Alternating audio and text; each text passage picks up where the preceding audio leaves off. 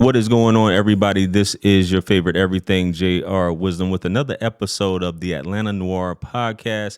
And today I have a special guest. You guys may recognize him, or maybe you don't, because he's always behind the camera, kind of like Vlad. Yeah. But we got Caleb from the 3 Milli podcast. What's up, brother? How you doing? Bro, honored to be here, man. Fan of your work. Super excited for this, bro. Oh, yes, I appreciate it, man. So let's jump right into it, bro. Where are you from originally? From Atlanta. From Atlanta? Born and raised, yes, What sir. part of Atlanta? Because I know a lot of people. Yeah, for sure, bro. So Tyrone, Georgia is like 20 minutes on the outskirts, suburbs, sports, all of that. We played it downtown, went right back home afterwards. So yeah, Tyrone. So that's like Ville, Peachtree City area, all of that in one. Okay, so you're on the, what's that, the south side? South side, Gotcha. yes, sir. So you're from the south side. Yep. Okay. So what was it like for you growing up in the south side? I know from our last conversation on the show, I know you probably a good 10 plus years younger than me. So what was it like growing up for you on the south side? So JR, for me, like the early 2000s, it was magical, right? We had Michael Vick as our starting quarterback. You know what I mean? Cover of Madden 04. It was special, man, of just, seeing like black wealth, black excellence at my church, right? It was, you would see one of my babysitters, her son managed 112. So like you would see just like music artists in church, right? Or you would see Victor Hill at the time. My mom did his teeth as a dental hygienist. So you would see powerful black people all the time. Yeah. Our neighborhood, right? Of seeing black people in $1 million homes, like that was normal. So seeing that gave me all the full confidence, moving forward all throughout life of knowing the right people or just knowing like who I am. So yeah, bro, on the south side, it was powerful. And at the same time, you would see your cousins, family members and stuff who might stay off of Old National, right? So you were still like close enough to still see, hey, on a whole nother side, you could be living a completely different type of spectrum. Right. So that was always dope to see. Playing basketball at Brady Gym, that was off of College Park, right across the street from the projects. But then at the same time, you had kids like myself from the suburbs playing over there. So then, you now get ingratiated with people from lower income, environments. So then you start seeing, man, I'm blessed. And then, during those same times, our basketball coach at the time, I think it was Mike Cameron. He played for the Red Sox, and seeing him pull up in Beamers, Bugattis, and he would give back basketball, sneakers, all these things. So that showed me, like if you do make it in life, you can still pull up on your people, give back, shake their hands. So yeah, man, I had full confidence. At that same time, you're still growing up around a few white kids too. So, you're not afraid of talking in corporate environments or around white people. You don't feel less than either. Right. So yeah, man, I had a dope experience. My grandparents, man, are from Commerce, Georgia. Okay. So that's like off in the country. That's like 2 hours east of here, but northeast actually. But yeah, man, of, seeing them, former sharecroppers. And, my grandmother, she was able to do well, her and my grandfather, financially. So seeing that was inspiring, seeing people that was born in the 40s who were sharecroppers. And now, their family has 25 plus acres of land. So it's like seeing that, I learned like at a young age, man, as a black man, as a black person, anything is possible. And, being here in Atlanta, bro, like you can't help it. Like all you see is just black success. So yeah.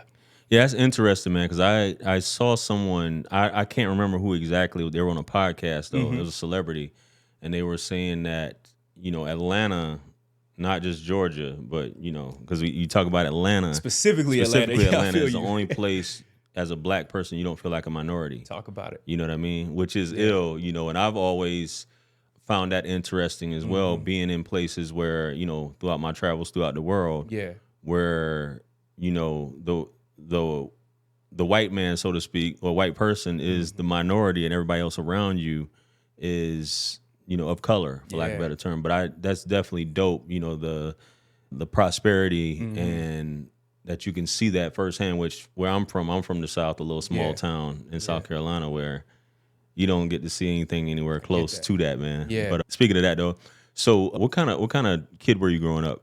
I was good, man. I love school. I'm a nerd. But then, at that same time, you would see me like hanging out with whoever. It could be the nerdiest kid. It could be the cool kid. So, man, I just love just, being around school, learning, athletic too. So I love sports. I play football, basketball. Those are like my two main things. So, yeah, man, as a kid, like I didn't have a choice though. Like my parents, like they didn't play that. Had to have a certain type of GPA, had to get A's and B's.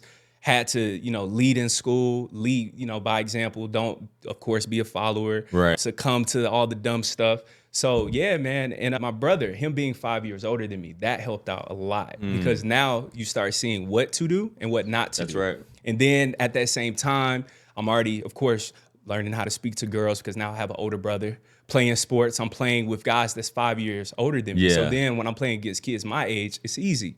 So yeah, man, as a kid, I was just, I wouldn't say quiet, but outgoing, fun, inquisitive. And yeah, love school and always in church too because of my parents. But yeah, man. So you were blessed to be raised by both parents then? Yes, sir, I was. Okay, that's definitely a plus in having an older brother. Yeah, because I was the older brother. See, yeah, and that's like a father figure for all the other siblings. Yeah, indeed. So you play, what sports did you play? Football and basketball. Football and basketball. Okay, so what happened after you finished high school? Yeah, so high school, full scholarship to Reinhardt. I was a small school, NAIA. Went there, and that summer, doing great, playing great, all of those things. And I tore my hamstring. I think we were doing conditioning or something, and everything was flowing. I was feeling great, and I heard a loud basketball? pop. Football. Okay. Heard a loud pop, and I was running mid-run, and I just fell to the ground. Yeah. And man, I remember like throughout, because I was sat down for maybe about 3 weeks. Throughout that time, JR, I kid you not, I still had to work out, still had to run. But then I'm like, bro, I can't run. So man, seeing, bro, they really treat you like trash. Like once you get hurt, they just throw you off to the side, but you still got to work out. You still got to do these things. But like, I physically can't go right now. And man, during that time, I just had time to sit down and think. Media, that was always plan B for me. Journalism, that was my major. Throughout school, I was always part of the school newspaper, morning announcements, all those things. So like I knew post-football, I had a backup plan. Right. But I didn't know how soon I would have to activate that plan. So man, during that time, I was just sitting down. Me and my teammates, Aja, man, offensive lineman, he had told me, he said, Caleb, I know, bro, this might be super random, but you're so much more than just a football player. Right. He was like, dog, I need football. But he was like, bro, you don't need this. And like hearing him say that, I was like, And then I just started thinking. And then I realized, all right, it's August. We had to start, forming our schedules. A lot of athletes don't talk about this, but I saw, man, the sports journalism class is at 4, but I got practice at 4.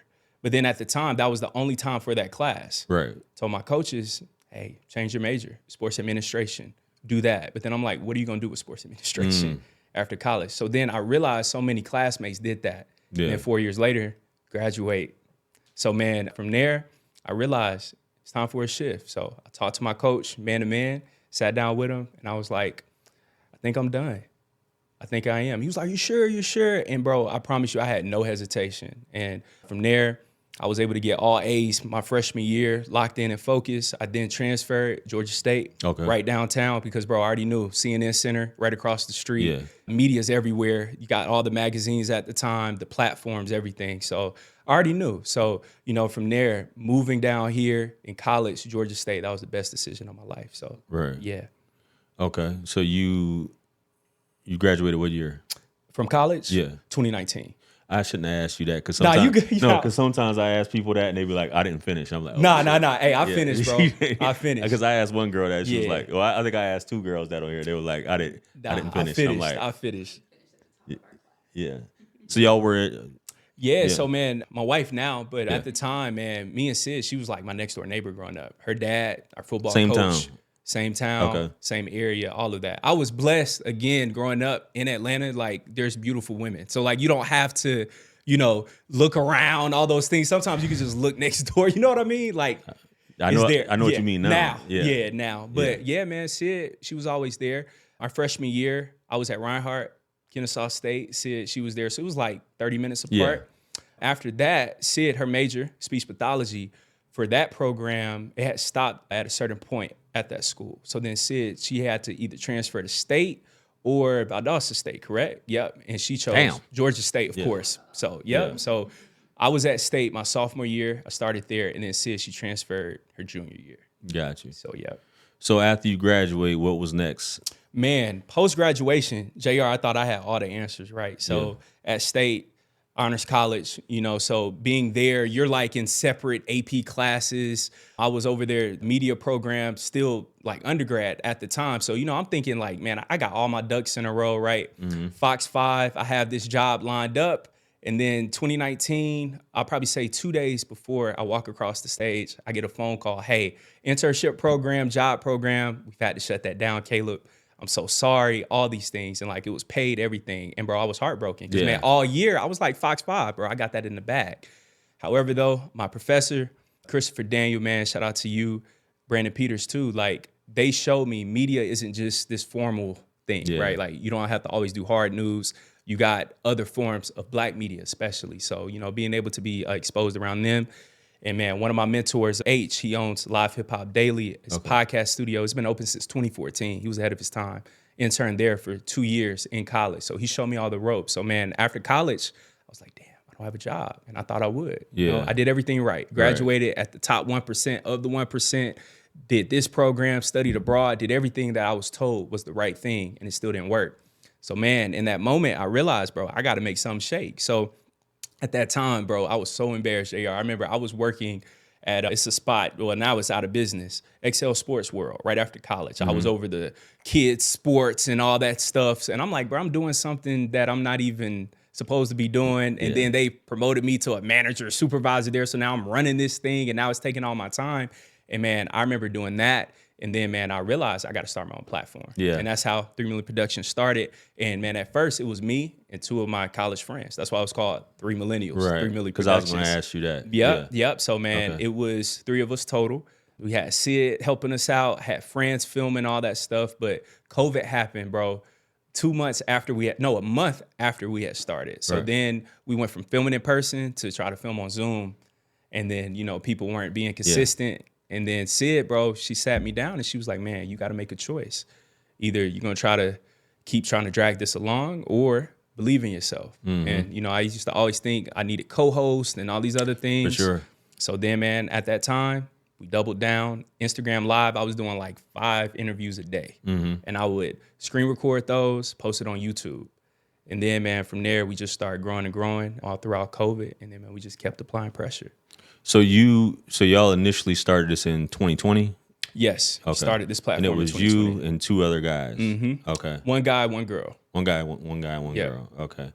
And that disbanded what after how long? COVID started, I think, around like March 13th. Right. So really, honestly, bro, by the beginning of April, it was like already known. Like, because mind you, like nobody knew how long COVID would last. Yeah. People were thrown off by it. So like I completely understood. But I was like, nah, bro, it's something here. So yeah. So you just decided to keep the name because you already had it in place. It was already established. So I'm like, it's all good. Got it. So I hated it though. Yeah. So what was the intent behind it? Like, what did y'all start it out to be? Starting out, man, just like the Breakfast Club, just 2 guys, 1 girl, interviewing people, having conversations, right? But then, like, once that shifted, my passion has always been Black history, Black conversations, and, you know, too, just sitting down with dope individuals, right? So then I realized, okay, hone in on that instead. So, yeah. Got you. That was the shift. Okay. So who was your first major interviewee? Riza Islam. I was an intern, Live Hip Hop Daily. And man, back then, everything I learned at that internship, I apply now. Of contacting people like Riza, all the guests, I would contact them. I would call, text, all those things, DM them. Riza, I remember he was like first on my list. I contacted him. His manager at the time, his aunt, she called me like 2 weeks later, confirmed the date. He flew down and I was like, whoa, so you could really do anything. Yeah. So yeah, man, that was like the first big interview for me. Okay. And so when did you start the channel? Was it the same year? I started, so this was probably around 2018, 2019. I started the channel in 2020. So so you've been up going 5 years now. Yep. And he was your first major guest on the channel. Yeah. Okay. Now on the channel, I would probably say the first big guest. Who would you probably say, Sid, on the channel? Nah. Dr. Kaba Kamene. Okay. Yeah, I would say that. Hidden Colors 5, if you know anybody's ever seen that. Yeah, it's amazing. Yeah. With the little yeah. Love Dr. Kaba. Brother, yeah, I like the brother too. Yeah. I got all the Hidden Colors. So yeah, you're already familiar. Yeah. So him and how often were you? So once you did the 5 a day, how often were you doing interviews after that? I was just flowing. So like some weeks, maybe 3, some 2. It's just It depends. Right. It depends. So yeah. So this was when you reach out, you're getting guests on here. Mm-hmm.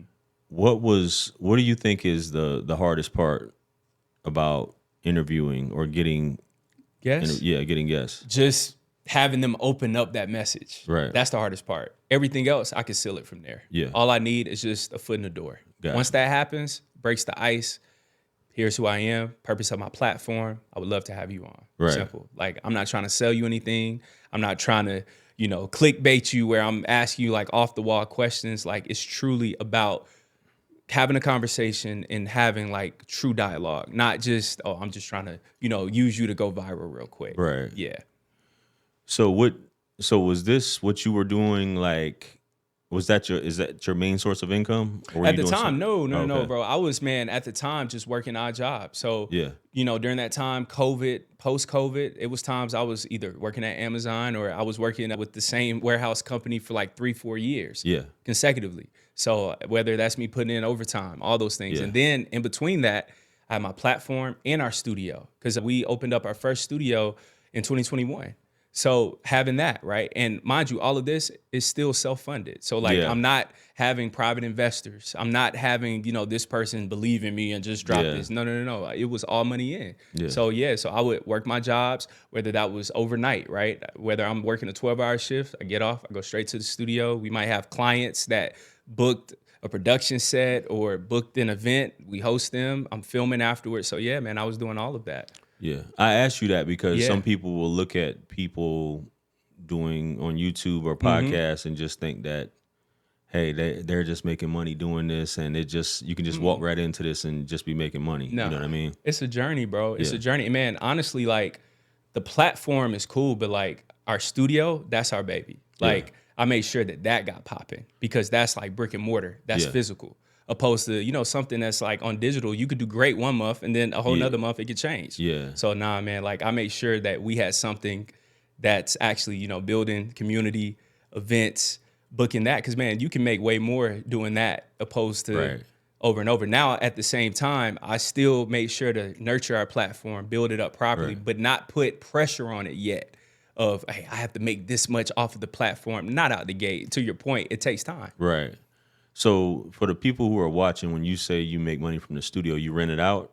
So we host events, production sets, all of those things. And, gratefully, we're power hosts. So, doing that's a real big deal. So, yeah, man, like we were able to build this thing out over the past 5 years. And it's not just overnight. Yeah, you said power host? Yeah, so Peer Space is kind of like Airbnb where, you can go in, look for, venues to rent for events, mixers, conferences, all of those things. I was wondering if they had something like that. Yeah. So that's what it's called, Pure Space? Peer Space, yep. Pure Space. Peer, like peers in this space. Because I thought you said power or something before. Power host on Pure Space. Oh, you're a power host. Mm-hmm. So he's a power host on Pure Space for you guys who are watching right now. If you're interested in renting. So you recently moved though, right? Yes. Our permanent home, 239 Grant Street. Okay, so you're in Grant Park now. So, and previously across from Magic City, yeah, right? Man. I'm glad that we left. Why is that? Shout out to Magic, man. Yeah.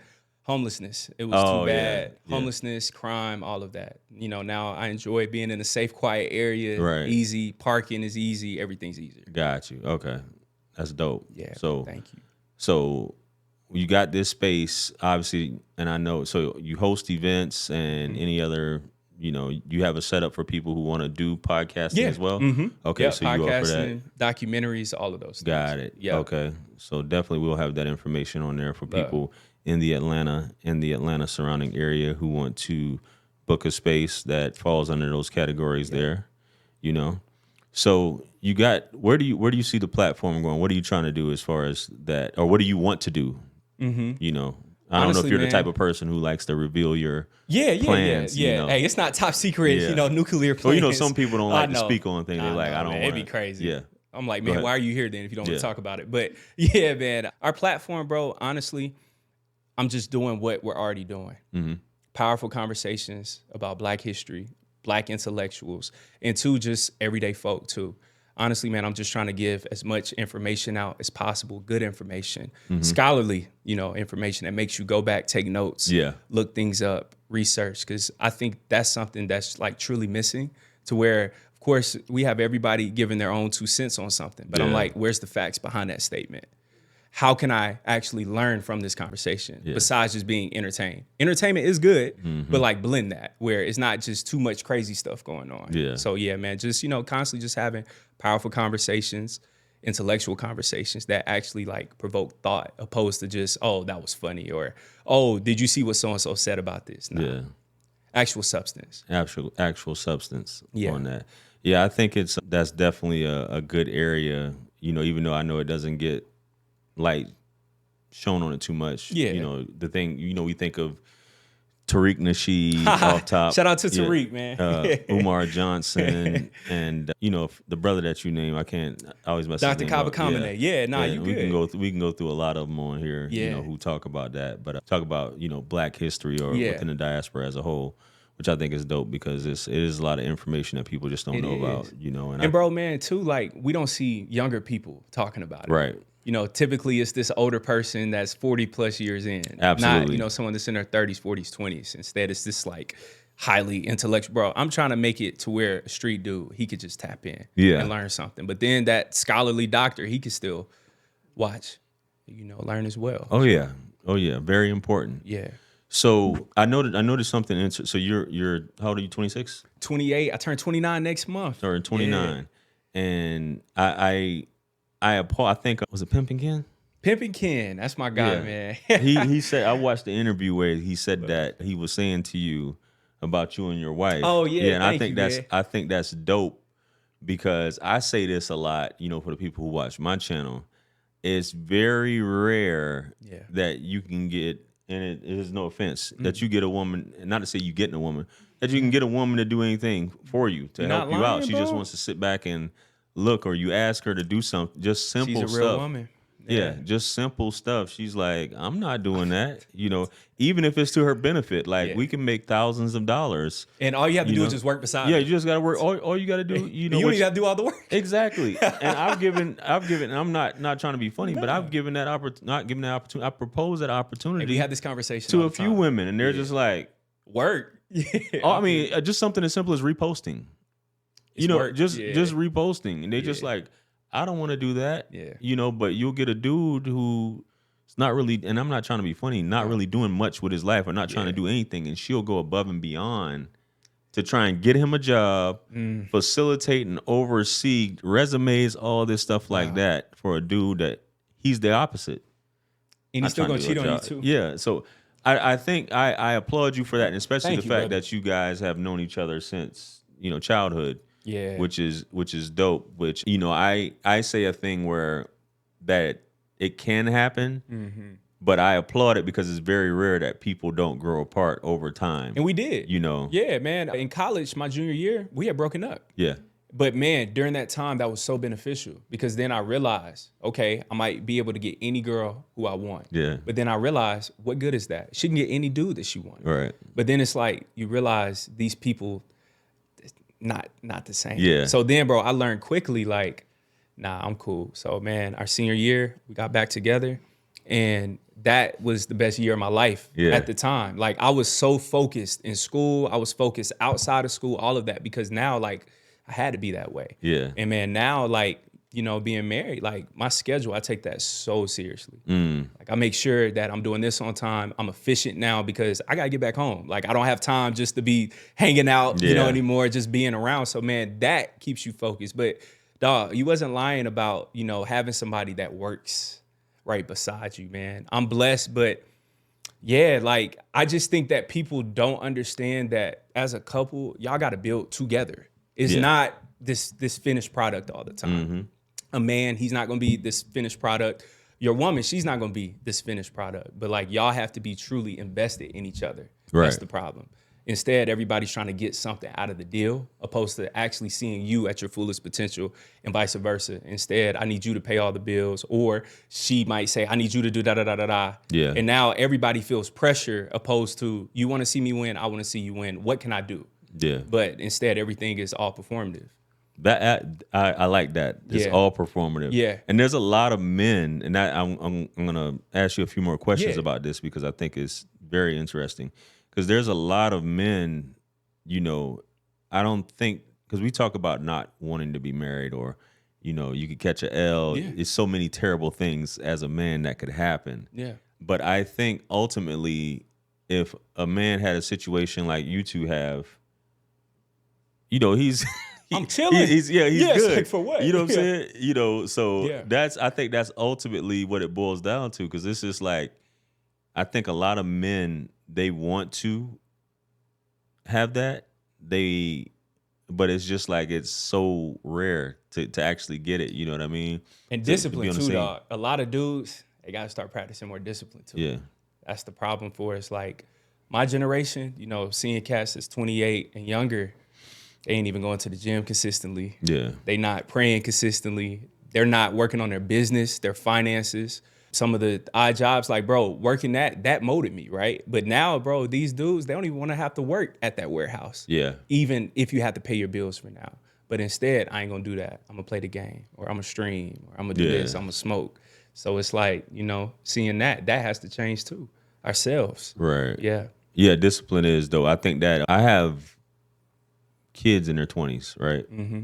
And my sons, just seeing them, you know, because you can have a parent, you know, and I'm assuming your father was hardworking. Yeah.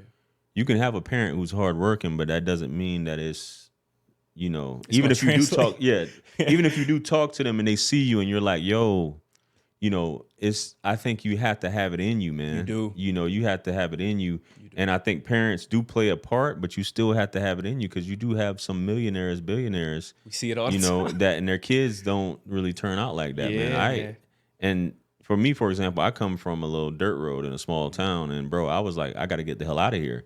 As soon as I'm like, you got gnats coming, because I had the damn door open, and that's why I keep fanning my face. But yeah, I was like, I got to get the hell out of here, man. There's more to life than that. So yeah, discipline is something, but I feel like everybody has a sovereign will, man. You have to have something in you that's like Driving you. If not, it's just like, what are you, like you said, what are you doing? You know. So how long have y'all been married? Man, December 12th last year. Yep. Okay, so y'all just last year. Yep. y'all just got married. Yep. Okay. Be And- 1 year and a week or so? Yeah. Dope. So what advice would you give to brothers your age about marriage or wanting to get married? Yeah, Like, man. I would just say become a husband first before even getting married. Yeah. Like start practicing, even, you know, not staying out late all the time no more. Yeah. Because then what's gonna happen once you get married? Now it's like, bro, I'm so used to going crazy on Saturday nights, all these things. Hit that gym. And I know it's hit the gym, bro. No, but like seriously, like work out more, run more, spend time, you know, self-development, where in those moments at the gym, play you a sermon, a podcast, something, motivational talks, something important. Start reading more. Start treating people better too, man. Emotional intelligence, that's needed as a man. You know, during those times of conflict with your lady, because that will happen. Yeah. To where, you know, if you're having a disagreement, argument, like practice self-control. Because, man, we've seen so many stories to where, you know, you watch the news, so-and-so put his hands on, oh, girl, now you can lose all of this. Yeah. Because of that one bad moment. Like, bro, you got a lot to lose, to your point, as a man in a marriage. Financials, right? Start practicing good financial habits before you even get married. Yeah. Budgeting, all those things. Because then, bro, once you have a wife, or then once you have kids, if you've always been splurging on like miscellaneous things, what's gonna happen now? So now, bro, I'm so used to spending a bag on weed, or spending it on this, spending on that. How are you supposed to change all of a sudden? And then two, it's like, bro, as a woman, she's looking for a leader. Not all women are gonna say that, but women do want a leader, right? So like, you don't want to be this one man that has no structure, chaotic schedule. You don't stick to your word. Like, we see a whole bunch of dudes that say one thing, do another. So, man, practice all those habits. And, bro, she's going to fall in love with you, accept that leadership, and learn from her, too. Like, stay open. Like, man, understand, bro, your lady sees your eyes and ears, man. Women, they can pick up on things. You already know, JR, that me and you, that we can't even catch in the first 10 minutes. Like, oh, watch him, watch this, watch that. That makes you even stronger. Now you got somebody who has your back. And of course, you know, I'm not saying just choose like random women, no, but like become the man that you're supposed to become. So then once that dream girl, when she does come, God willing, bro, you already ready. Yeah. Yeah. Man. That's dope, man. Sound like you for somebody, you're not even 30 yet either, man, and he's talking like this. Man, shout out to my granddad, Poppy, man. He's been married to my grandma, bro, I think for like 62 years, man. Yeah. So, seeing them in the summer, to your point, country dirt roads, seeing them like every single summer, humbling. And, seeing them, how like they operate. My grandma, bro, she makes his plate every single time. He sits at that table and he waits. But then he washes the dishes. He cuts the grass. He fixes up the house so it's balanced. Yeah. Not just, woman, you work for me. No. And then he listens to her. Like, she's super talkative. He's very quiet. Yeah. But then he's no nonsense. Like, he'll pull out a shotgun in a second, right? So it's balanced. So yeah, seeing that, like, that proved to me marriage is possible. Seeing my parents being married for almost 40 years, it showed me it's possible. And other than that, what you just mentioned, what do you think are those keys? Selflessness, man. Yeah. I just think, like, I saw this clip. Everything can't be tit for tat in a marriage. That's crazy. A relationship, right? We'll see, a guy, he could probably say, hey, babe, I bought you some flowers, so I want sex in return, right? Or she could be like, I did so-and-so. I had sex with you, so now buy me a car or do this for me, pay for my rent. So once everything becomes transactional, it's over. Yeah. It's over. So, seeing them to where, all right, she just made his plate, but he about to go wash the dishes. Yeah. Like, that shows me something. Like, as a man, as an old school man, to still be humble enough in front of your own daughter, in front of your grandkids, to get up and wash the dishes shows me. So now Sid, every single night, she makes my plate, but I get up and I wash the dishes because I know I got to help. I got to contribute something. I don't cook, so I got to help with the dishes or something. So yeah, man, just being selfless, not, going into it of I'm the prize or she's the prize.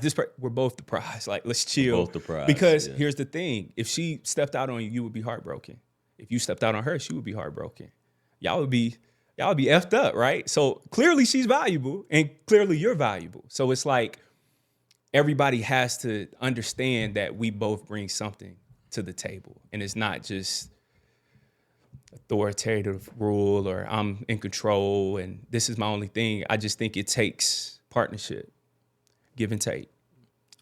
These guys who follow me, they hate that word. What? Partnership. Hey, that's what marriage is, bro. If you don't think they don't get it. Like because I'm not like that far right, and I remember when you said on the pod. I'm not far right, but for example, if I ask my wife, if you and is it Sydney? Yeah, her name is Sydney. Yeah. Okay. Everybody call her Sid. You good? If you and Sid go 50-50, right? Mm-hmm. And I'm going to just lace it like this. Yeah. You guys are going 50-50 on the bills. But you say, I'm in charge and you are my subordinate. But wild, she has bro. to pay 50-50. This is what I try to explain to these guys. Leverage. Even in business, partner, when leverage. When you have a partner in business, this isn't your subordinate. Talk about it. This person has the liability. They may be a silent partner in terms of they funding the thing, but they're not your subordinate. How the hell can we be paying half on the bills and you be my subordinate? That doesn't make any sense. And guys don't get that. But I'm glad you say that about the part because I believe in that, the partnership deal. You know what I'm saying? Because a woman who's just pretty and can't do anything for you is not really... Looks fade over time, bro. Man, bro, who you telling? Once we hit 80, everything's sagging. Man. So it don't even matter no more. Bro, everybody can't be Kris Jenner where they're getting work done at 70. Yeah. It's cold, man. Yeah. I'm going to ask you some questions since we were talking about Black history because I know there's been a few people have asked me, even when I was on set like a few months ago, a brother asked me this question.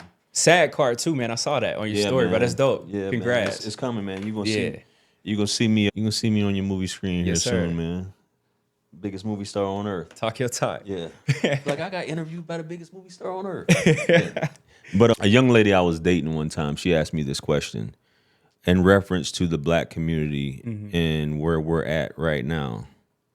Right? She was, and I forgot how she proposed it, and a guy asked me the same thing, and I forgot how he proposed it. But I'm gonna try to propose it to you the best way I can. And being that you're a younger man, you have a different thought. You could have a different thought process or different solution to this.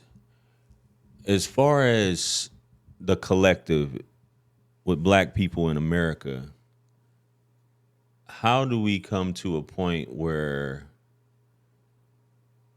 we may be on equal ground as the majority or the dominant society as a whole with the issues that, we can say plague the black community, i.e., single motherhood, drug use. And I'm not saying these things are exclusive to the black community, but this is some of the things. Alcoholism. Alcoholism, a single motherhood, those things like that. What do you think it would take for solidarity and to come together in that aspect?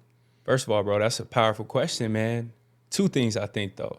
I think it takes the black middle class and knowledge of self. So, like, we don't talk about the black corporate class enough. Yes. Growing up on the South Side, I was seeing that every single day. My dad worked in corporate. My mom, dental hygienist. So, like, these people were making great money at the time, especially, like, bro, in the early 2000s. So, like, our families, Sid's families, like all the black people in Peachtree City, Tyrone, 20 years ago came from Clayton County, Cascades, all these black areas, and they left those black resources and they took their black dollars to these areas, right? So now you have these affluent black people that are in these $1 million homes amongst all these white people who don't even want them there. In Tyrone, y'all can look this up, but our strip, Highway 74, I think this might have been like 5 years ago, was ranked #1 in the most traffic stops in Georgia. My father used to get pulled over all the time, and they would ask him, like, what do you do?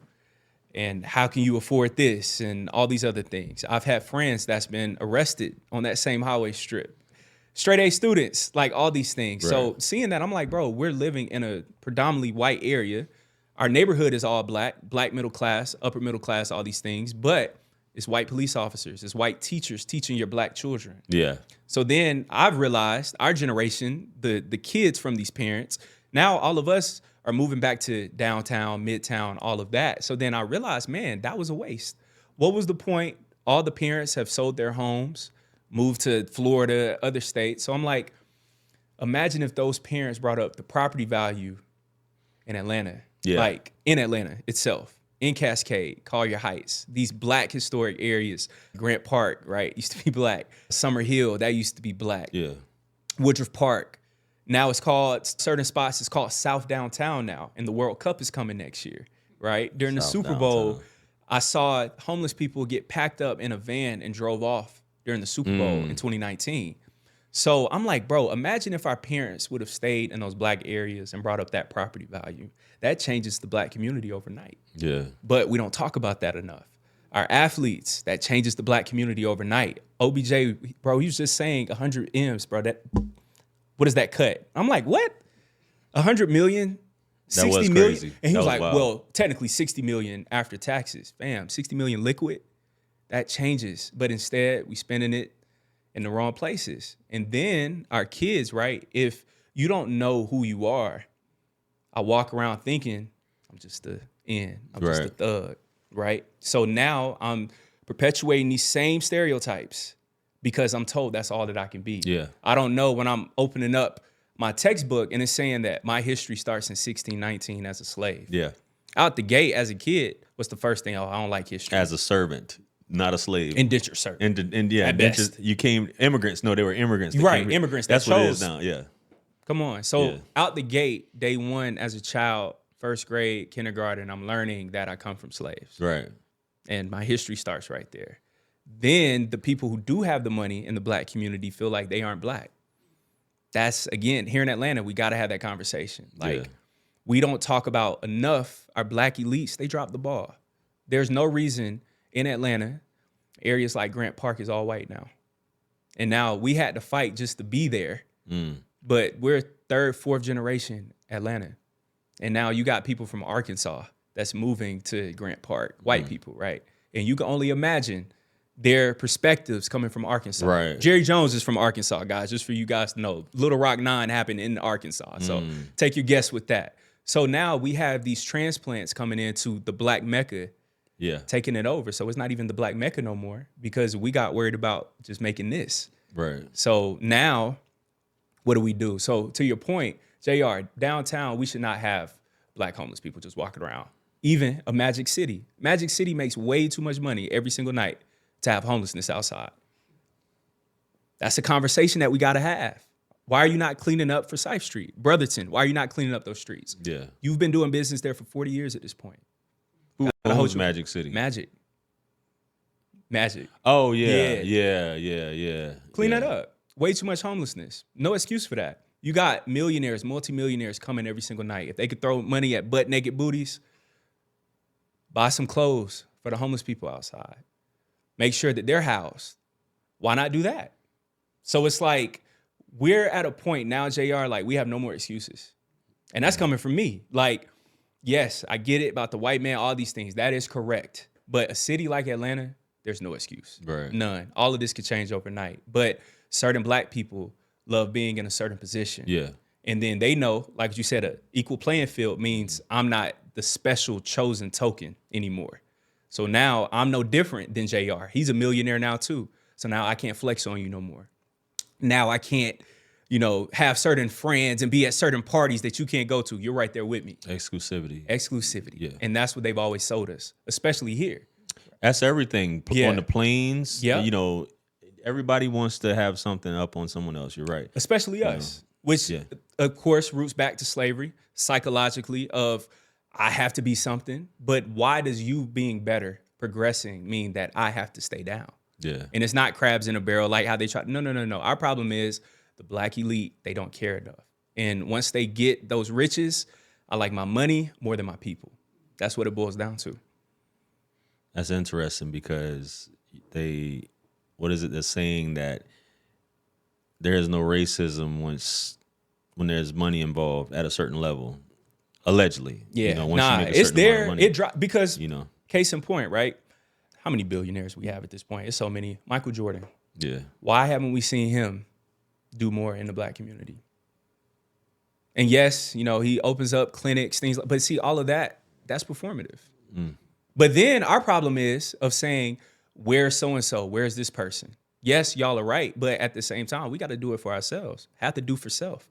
Elijah Muhammad, he talked about that. That's what we have to do. Like, we got to stop waiting on somebody to write this grant. You already saw with Trump, we've seen this entire year, all those DEI programs, I could take that. Yeah. So we got to build our own infrastructure to where it's not dependent upon this program, that program. No, we can put up our own money. I see us everyday folks spending money in all these other areas. So, all right, we need to start creating certain things. Toy drives, right? This year, shout out to my friend, Jonathan Bonner, running for office next year. But he put me on. He was like, bro, Caleb, what are we doing? I'm like, exactly. So this year, man, we're throwing on my very first toy drive at the studio. But that's change of like, and then JR, I witnessed it didn't take too much. You started talking to this person, that person. They pulled what they have. We pulled what we have. Now it's done. Now over 11,000 kids are about to receive toys just off of us having a conversation. And then it happened. So then, it showed me I don't have an excuse no more. Yeah. Like, if we see it's a government shutdown, Christmas is coming, provide toys, coats, socks, something. Like, socks are $5, $2. Right. We can buy socks. So, yeah.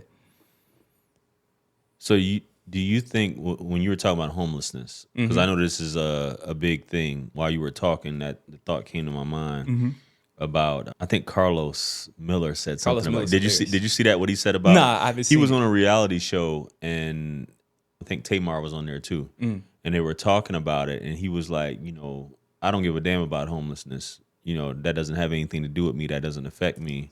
These people are homeless or whatever. What do you think? And I know you don't have all the answers. I'm just asking in your opinion, based upon, and I'm pretty sure that would be a quick Google, real quick, how many black millionaires, not even billionaires, in Atlanta? in the world. Well, we can do. Let's just do the U.S. In the U.S. How many black millionaires are there in the United States? It's gonna be a lot. There are approximately 1.79 million Come on now. millionaires in the United States, which is about 8% of all U.S. millionaires. That's While huge. This number is lower than other racial groups, the U.S. has the highest number globally, with Atlanta having the largest concentration. We have no excuse, JR. Yeah. So what do you think it would take? So from a perspective, because I know you can get into economics and Because I think about this as well, as a whole, the United States can rid homelessness. Yeah. Because so many other countries do it so well, Yeah. and I don't know how often you guys have traveled, but I've traveled extensively around the world, specifically in the Middle East and Europe. What do you think it would take here in Atlanta, since you just mentioned that, to eradicate homelessness? Yeah, I think, man, just like a mass mini city. Not like, of course, Skid Row, but it would take like, I've seen it. So across the street from our old spot, they had trailers Okay. where it was blocked off. They could check in and stay there probably for like 24 hours, 48 hours. Mayor Dickinson, I got to give him that. That was smart. So it's like, okay, implement those all throughout the city. And not all throughout, but like a certain area of the city. So where like homelessness, that's not affecting business owners, citizens, all of those things, to where it's completely separate. Okay. So, we could do this on a Forsyth Street maybe, where it's a large concentration of a homeless population, provide them with, whether that's trailers, have police officers there. And I know it takes money, resources, all those things. However, we've seen these budgets, how our politicians just steal money, take these things. So it's like, it's possible. Us as people too, like, we got to figure something out. I may not have all the answers for that, but like, I think though it takes us actually having those like necessary efforts of figuring something out, because it's too many. Yeah. Like downtown, bro, you drive through and you see it. And I'm like, think about this. Downtown could be flipped into something special. Like Atlanta doesn't even use its downtown area. Most cities do. Yeah. All of our stuff is Midtown, Buckhead, going up north, or on the south side, or on the east side, over here, over there, but not through downtown. So we have all of this beautiful land. Woodruff Park, you have a park on Peachtree Street, but we're not using it because of the homeless population. So it's like, we got to figure out something to where they could even be in the same area that's blocked off somewhere else, to where it's safe, it's monitored, it's housing there, but not where it's like in random spots all throughout the city. You see the same issue coming up. Because, bro, there's so many properties that they could be selling to business owners, companies, all these things downtown, but the only reason why they don't want it is because of the homeless population. Yeah. No, I understand. So would this, if they did that, like this mini city, this concept that you talked about, would this be like in perpetuity? Like, how would there be a pathway to employment? Like, we got to have a pathway to employment. Yeah. Bro, I'm with you on that, because like, I hate seeing where, oh, it's this shelter, but I'm like, okay, cool, but what's the solution? Yeah. Because it's like, if they're already homeless, they're gonna have to come back. For sure. So to your point, pathway programs, whether that's them learning a trade, that could change, especially a man's life overnight. Yeah. To where he can learn how to be a plumber, electrician, HVAC. Now, bro, you're guaranteed to make roughly 6 figures or more a year. Yeah.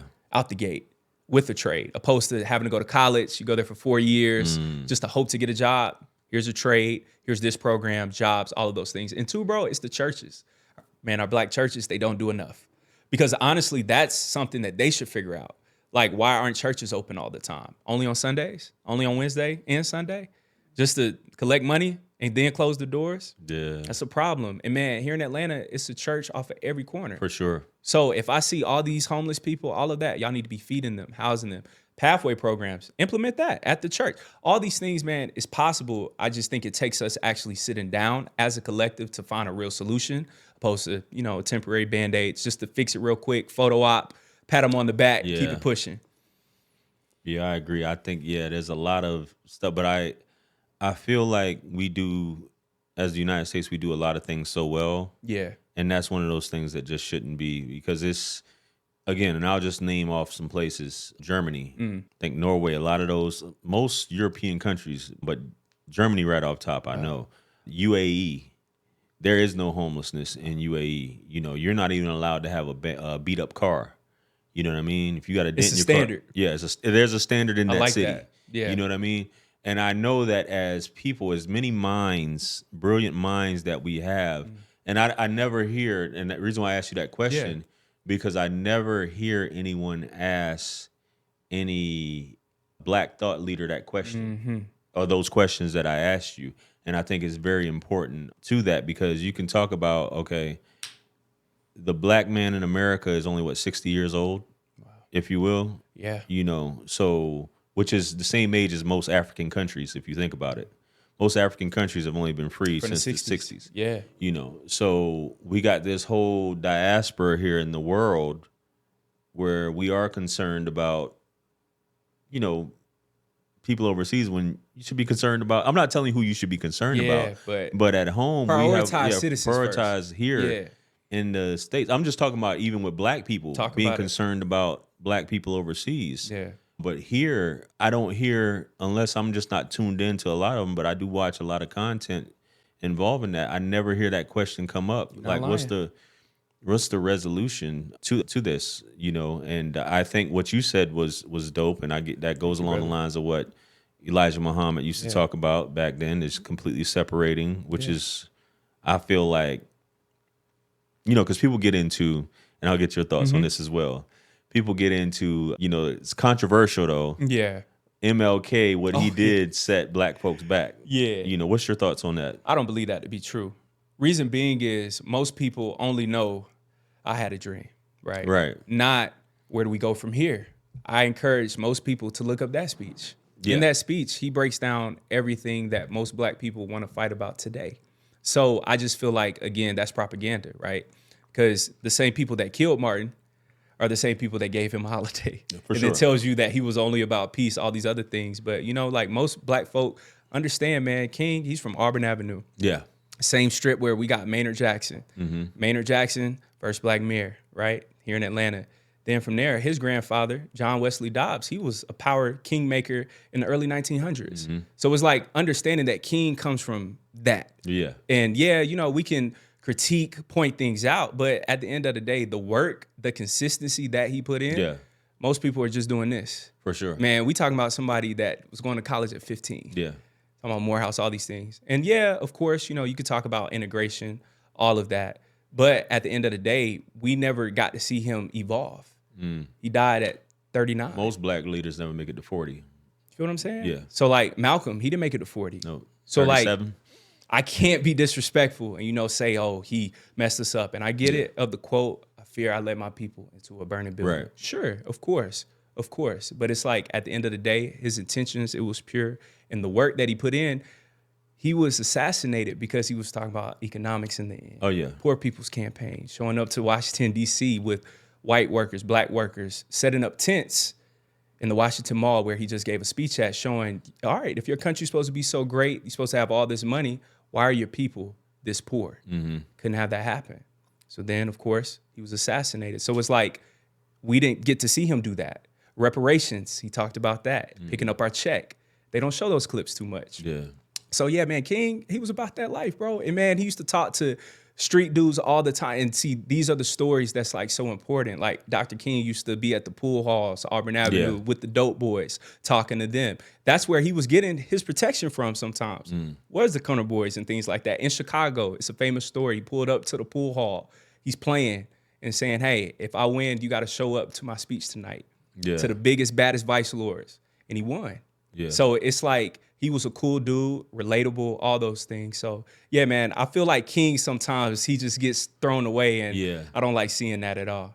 Yeah. What's this? Claude Anderson, Dr. Claude Anderson, Powernomics. You know, and I know he a very intelligent brother. I can tell you follow him. I know he kind of speaks not negative on MLK, but the perspective of, was it the wrong idea, if you will, to do that? Because what position, and I mean, we can say what if all day in different scenarios of what if, but I do think that there was a shift, and I think we all can agree on that, within the overall collective in the black community.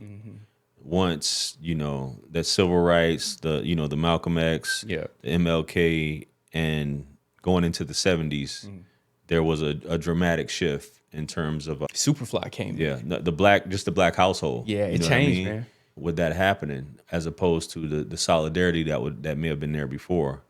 It's one of those things, you know, when I'll sit back and think about those things a lot, because the question, like I said, the question was asked to me, so I try to ask that question to a lot of people, and the first thing that I think about is death.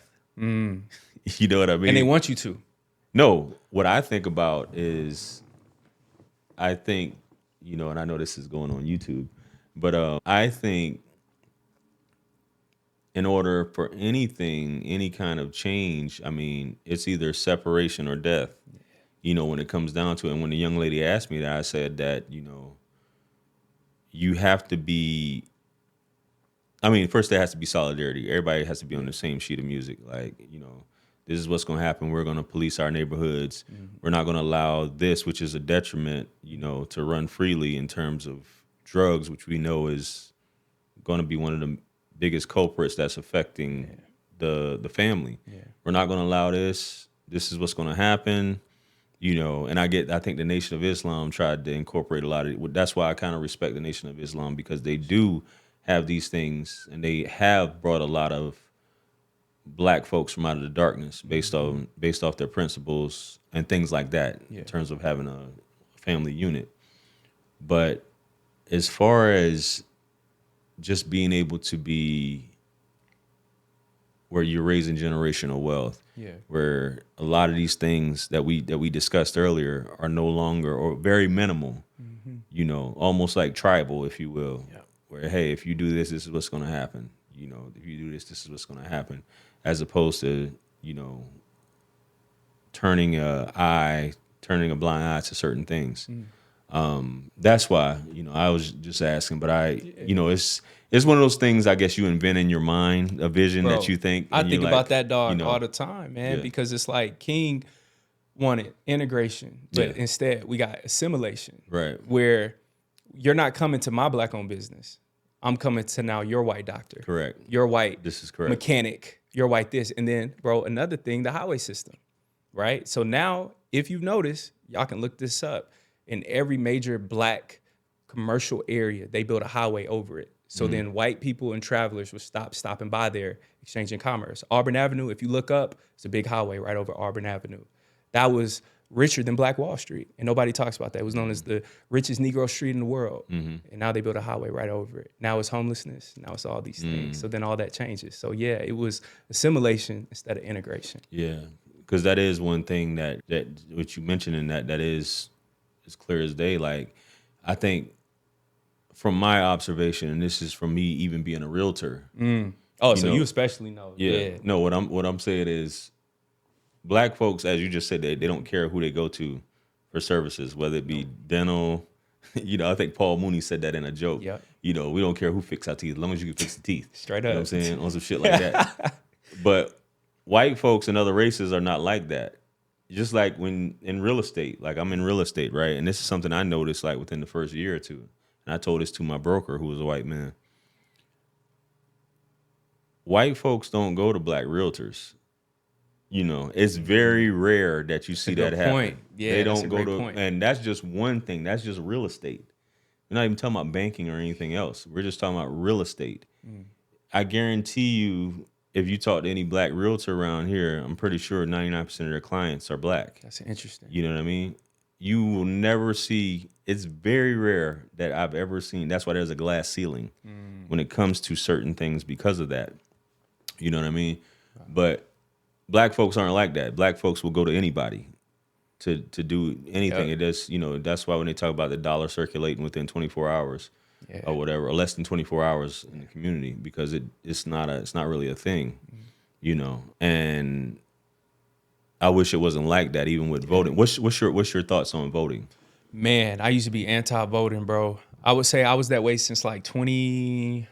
What year was that with Stacey Abrams? 2018, I believe. It was like the fall of 2018, man. I remember I was so enthusiastic at the time, right? Yeah. Stacey Abrams, we could have a black woman governor. Right. What? In Georgia? And she from Georgia at the time, too. And Florida was, dude, man, who got caught with a dude afterwards, though. It was bad. I know you're Andrew talking Gillum. about, man. Yeah. So, man, man, I also got about JR, bro, at the time, like, our campus, it was lit that day because everybody was out voting. We were so excited. And, man, seeing how, like, with the numbers and the voting bots, they were saying, we can't count these votes from this county. Fulton County had, like, wonky numbers. Florida, Andrew Gillum, he lost. And I think, man, at the time, like, South Florida, of course, all the Cubans won, Miami, then all of that. And I was like, what? So then, man, ever since that moment, I was like anti-voting until this past year. From seeing how many people were affected by the government shutdown, from seeing just like basic things like healthcare, all those, I realized, man, voting, it is important. However, we got to vote with our minds, not our emotions. So one thing, bro, that I did not like during 2024, oh, just because Kamala said this, I'm gonna vote for her, or because she made me feel this way. So it's like seeing that would make me mad. But then at the same time, I felt like she was the best candidate. But then I saw how people didn't feel inspired enough because the Democratic Party, to be fair, felt like the black vote was just guaranteed. Guaranteed. So that's why I felt so disillusioned, right? But then in that same breath, I realized being older now in zoning, that matters. Even trying to get like a certain property, somebody has to approve of that. Yeah. And you vote for that person. Your alderman, all those things. So like locally, I realized you got to vote. Yeah. So yeah, man, it changed my whole perspective. So, and you know, I'm not saying just be team blue or team red, any of that. But being older, I realized, man, who you vote for, even on a local level, that controls so much around you. On a business sense, that's how, you know, I started to learn from, you know, searching properties, things like that of, oh, it has that type of zoning, so I can't have this there. Who voted on that? Oh, so-and-so, who's over this. It's another thing, my man, Stephen Dingle, he put me onto it, but it's like, I think he said it's a P&Z meeting where people show up in the community on Zoom and vote on if this smoke shop should even be placed right here in our community. And it's like, we aren't even joining those things. So like, it's a very fine line of not voting and not being aware, because our enemies, they know the importance of voting. As we see with this whole Trump election, we saw what they knew how serious this election was. Yeah. So voting, it does matter, even on a business sense, because you need the right politician, the right friend, right person on the inside to pass certain laws for you. At Grant Street, we learned us talking to the right people helped us out on noise ordinances, crowd capacity, all of those things. So like I realized, damn, voting is very, very important for that. Yeah. So you're more of a proponent for local voting? Local, but I'm like, bro, if small you're going to government. vote on a local level, you might as well vote on a federal level too. And bro, I'm not saying, you know, that you have to be just in love with every candidate in the world, but just write down on a list the pros and the cons and what you want.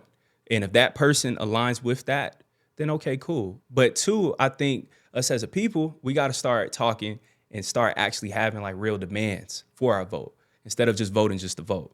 That's another fine line too. Like, don't just vote just to vote. And I think now, man, like our generation especially is tired of voting and not seeing anything happen. Like tangible change, not gradual change, but tangible things. And, you know, personally, bro, I think because our grandparents, their age group, their generation actually saw, oh, I can vote now. Or, oh, integration, I could eat in this restaurant. Our generation, we grew up doing these things. So all this is normal to us. So we're like, what else is there? So I think now Democratic Party has to start doing more for Black Americans if you want their votes. Have you ever seen that list? And I'm going to bring this up. Yeah. I'm going to talk about this, get your thoughts on it, and then close this out. Do you know, and he didn't come up with this. This is obviously statistics. Are you familiar with Grant Cardone? Yeah, Grant Cardone. Yeah, so he talks about as far as the demographics who, you know, by ethnicity, race, whatever you want to call it, who, as far as earnings go, you know, where does it lie in America, you know, and who's at the top of the chain and who's at the bottom of the chain when it comes to these things. And it had me thinking, I know I probably had the video on here. I think I do have it. But while I'm searching for it, he basically talks about, you know, the brown man, which is the Indian, makes the highest, the brown man earns the highest out of everyone here in the United States.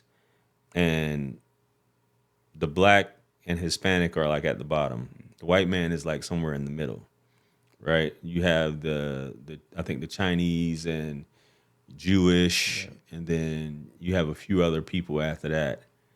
And I could probably Google it and pull it up right now, but he just went down the line and it made you think, when you think of the vote and how that correlates with these things and these people who are at the top, and they manage, going back to the whole solidarity issue, they manage to make this amount of money. They're a minority. Their communities are close-knit. A lot of times they don't marry outside. Yep. Same thing with the Asian community. They're able to have their own communities, even though a lot of times they set up in the services they offer. Same thing with Indians. A lot of services they offer, I don't want to say pander, but it's going towards the Black community. They set up in the Black community. Hey, it's pandering to it. Yeah. Motels. Yeah. All that. Yeah. So with that being said,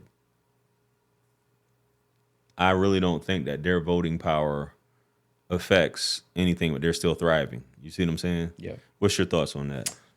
They're not black. It's that simple. Because if you think about this, right, like their businesses thrive off of the black dollar. So it's not because they're this model minority that's this great, man. I remember, bro, at Georgia State, all my people, man, who went to state in like the late 2010s, we had a Shell gas station across the street from the Georgia State Commons dorm. These were Indians, all of that, right? That was their first business. Now, as a black person, if you're 20 years old, try to get a loan from the bank to start a gas station. You're gonna get denied. So how did they get approved for that? And then once they do get approved, now you have your first spot. So now you can start building income, expanding your business. So they're granted opportunities that we aren't granted. And then on top of that, if they don't need the vote, if they don't need, or if they were able to gain all of this success, you gained it off of the black dollar. It's not because you had this genius idea. It's because you opened up a Chinese food spot in the middle of the hood. And then these same people got all the doors guarded. You got bulletproof glass, all of that. So me as a human, I'm subhuman to you, but my money isn't. And then they take those same dollars and then they circulate that throughout their community. But you wouldn't be where you're at today if it wasn't for you owning all the hair salons, nail salons, the gas stations, the motels that all the pimps are using. So y'all need the black dollar. So I could argue then you're not that special, arguably, because you need us to make all this wealth, to make all this money. So then in return, that shows us our own power. Yeah. And then two, black Americans scare white folks because they know what we're gonna do with those resources. They know that we're not, thinking that America is this land of opportunity and all these other things, which it can be, but we aren't, coming into this thing just hoping and just happy to be here. We're actually going to disrupt and create change. And I think that's why we see other groups come here and they're able to get certain resources, certain opportunities. But then I realize these groups are technically leeching off of black Americans because that's how they're able to even accumulate all this wealth. It's kind of like Jerry Jones of the Cowboys, right? Yeah, Jerry, he made oil money, all of that. Yeah. But the Cowboys, there's black players on that field that's making you billions of dollars. Yeah. So yes, we can call you this great businessman, but it's still your money is coming off of black bodies. So it's the same exact thing. Yeah. Yeah. It's interesting when you think about it, and you would think it goes back to that first question, but I brought that not to your attention, but I brought it up. I was trying to find the video, but you get the gist of what I'm saying, where who's at the top in terms of earning in America when it comes to that. And bro, I already know all the people, or some people, they'll try to say, see, racism, it doesn't exist. But who owns these banks? Who runs these systems? Yeah. Who's over the police departments, the military, right? Your president, all these other things. Yeah. So although they're showing in the middle, they still control the entire infrastructure. Yeah, this is true. It's like a matrix, man. It is. It is. I'm trying to figure out how to close this out, on that. So what can we be on the lookout for a 3 Milli podcast in the future? More conversations, man. Powerful conversations. We'll be hosting our toy drive Monday, December 22nd. Okay. So, man, people are more than welcome to pull up, donate. Our drop-offs is started now. So, if you guys want to drop off toys, hygiene products, socks, text us at 470-231-5267. 470-231-5267. But yeah, man, we'll be doing that. The toy drive, art exhibit in February. Dr. Kaba Kamene is pulling up in February, live show then. So yeah, man, doing that. And then also a docuseries in the works, Unearthing the Black Mecca, where we'll be talking about Auburn Avenue, that history, right? Where we had a whole race massacre that people don't talk about, 1906, right? Because of black wealth and things like that. So, covering Atlanta's rich black history from early 1900s all the way through. And then two, asking, okay, how do we fix this? Where do we go from here? Opposed to your point of seeing black intellectuals, thought leaders always talking about all these other things, but not how do we fix this too? Yeah. So yeah, man, always having solutions opposed to just intellectual masturbation, if you will, where you're just talking just to feel good. Talking. But no, we need tangible things, solutions. So yeah. Yeah, that'll be dropping soon. Yeah, that's what I'm all about, man. Just execution instead of and the greatest thing, and I think we got to get off of that, is you mentioned the churches, but just that feel good thing, which is the feel good. I get it because there's nothing wrong with raising your vibration and frequency by fantasizing, right? I get fantasizing, but you have to come back to reality on certain things. And I understand you go to places, you go to church, you go to other things, conferences to feel good. Yep. You know what I mean? But there's still some execution that goes into that. And, it's that other people seem to do it so well, as far as, within their communities. You know what I mean? Who's in church the most, man? Huh? Who's in church the most out of all the other groups? Yeah. Us. Yeah. And that's all by design. So where can people find you at, and where can they want to book you, or they want to book your studio? Yeah. So the studio, y'all can book that on Peerspace. All you have to do is download the app, type in Atlanta event venue, you'll see it pop up first. So type that in, 3 Milli Productions, you'll see us on Peerspace.